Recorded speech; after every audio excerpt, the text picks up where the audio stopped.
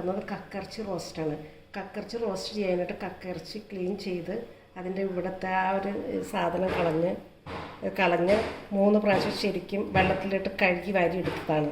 ഇതിനേക്ക് ആവശ്യമായ സാധനങ്ങൾ റോസ്റ്റ് ചെയ്യാൻ മഞ്ഞൾപ്പൊടി ഇതിട്ട് വേവിക്കാനാണ് മഞ്ഞൾപ്പൊടി, 1/2 ടേബിൾ സ്പൂൺ മഞ്ഞൾപ്പൊടി, പിന്നെ വേപ്പില ഇതിട്ട് വേവിക്കാനായിട്ട്, പിന്നെ ഇതിനാവശ്യമായ ഉപ്പ്, പിന്നെ കുരുമുളക്, ഇത്രയും കുരുമുളക് നമ്മൾ ക്രഷ് ചെയ്തെടുത്തത്.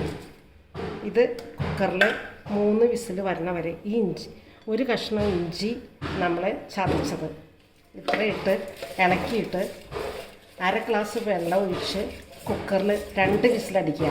ഓരോ കുക്കറിനും വിസിലിന് വ്യത്യാസമുണ്ട്. പുതിയ കുക്കറാണെങ്കിൽ ഒറ്റ വിസിൽ മതി, പഴയ കുക്കറാണെങ്കിൽ 3ഓ 4ഓ വിസിൽ വേണ്ടി വരും. അപ്പോൾ കുക്കറിൻ്റെ ഇതനുസരിച്ച് വേണം നമ്മൾ വിസിലടിക്കാനായിട്ട്. വെന്ത് കഴിയുമ്പോൾ നമ്മളൊന്ന് നോക്കിയാൽ മതി, വളരെ സോഫ്റ്റായിട്ട് തോന്നും.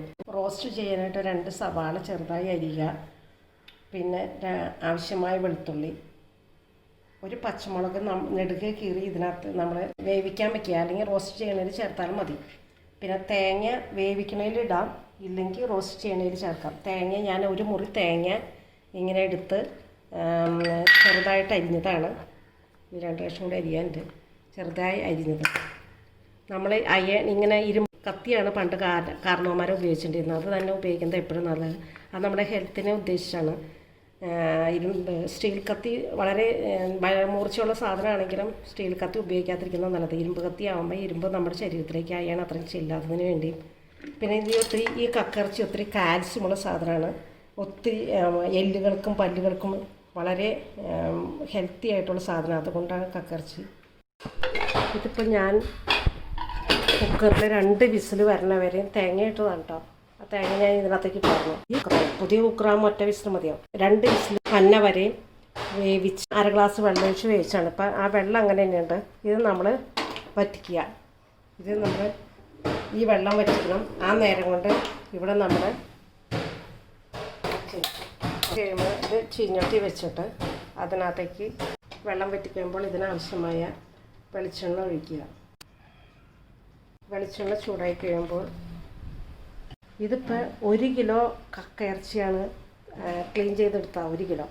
അപ്പോൾ 1/2 കിലോ സവാള നമ്മൾ ചെറുതായിട്ട് ഇങ്ങനെ സ്ലൈസായിട്ട് കനം കുറച്ച് അരിഞ്ഞത് ഈ വെളിച്ചെണ്ണയിലിട്ട് സവാളയുണ്ട്, വെളുത്തുള്ളി ഉണ്ട് കേട്ടോ. നമ്മൾ നേരത്തെ എടുത്ത് വെച്ച വെളുത്തുള്ളി ഇങ്ങനെ ക്യാഷ്നട്ട് പോലെ ഇങ്ങനെ പിളർന്നിട്ട് വരും.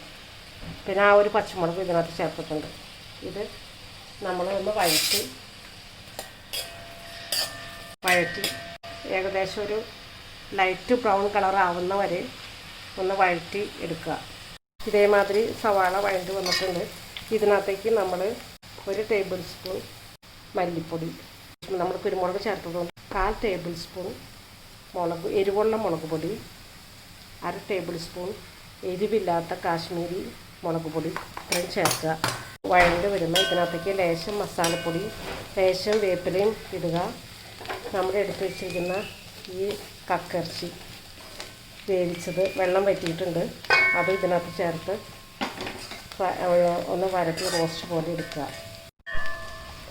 ഇതിപ്പോൾ വേഗം വഴലാനായിട്ട് നമുക്ക് ഇച്ചിരി ഉപ്പ് വേണമെങ്കിൽ ചേർക്കാം. പക്ഷേ ഇതിനകത്ത് നമ്മൾ ആവശ്യത്തിന് ഉപ്പ് ഇട്ടങ്ങനെ അതുകൊണ്ട് ഇതിനകത്ത് ഉപ്പ് ഇപ്പോൾ ഞാൻ ചേർത്തിട്ടില്ല. അല്ലെങ്കിൽ സവാള വേഗം വഴണ്ട് കിട്ടാനായിട്ട് നമ്മൾ ഇച്ചിരി ഉപ്പ് ചേർത്താൽ വേഗം വഴണ്ട് വന്നോളും. ഇപ്പോൾ സവാള വഴണ്ട് എല്ലാത്തിൻ്റെ പച്ചമുളകും പോയി എല്ലാം ക്ലീനായി എല്ലാം നല്ല മൂക്കും. പിന്നെ ഇതിനകത്തേക്ക് ലേശം ഞാൻ പൊടിച്ച് വെച്ചിരിക്കുന്ന മസാലയാണ്. ഇതിൻ്റെ കൂട്ട് എന്താണെന്ന് ഞാൻ പിന്നീട് കാണിച്ചു തരാം. ഇതൊരു 1/4 ടീസ്പൂൺ മസാലപ്പൊടി ചേർക്കുക. വഴറ്റിയിട്ട് ഈ ചേർത്ത് കക്കിറച്ചി റോസ്റ്റ് ചെയ്തത് നോക്കിയിട്ട് ഉപ്പ് എല്ലാം നോക്കുക. ചില കക്കിറച്ചികൾ ക്ലീൻ ചെയ്യാനായിട്ട് ഇത് വലിയ ടൈപ്പ് കക്കിറച്ചിയാണെങ്കിൽ നമ്മൾ ക്ലീൻ ചെയ്തിടണം, കാരണം അല്ലെങ്കിൽ ഇതിനകത്ത് മണ്ണ് കടിക്കും. ചെറുതരം ആണെങ്കിൽ നമ്മളത് ശരിക്കും കൊട്ടയിലോ അല്ലെങ്കിൽ നല്ല എന്തെങ്കിലും ഒരു പാത്രത്തിൽ ശരിക്കും ഒന്ന് കഴുകിയെടുത്താൽ മതി, ഞെക്കി കഴുകിയെടുത്താൽ മതി. കക്കിറച്ചി റോസ്റ്റ് റെഡി.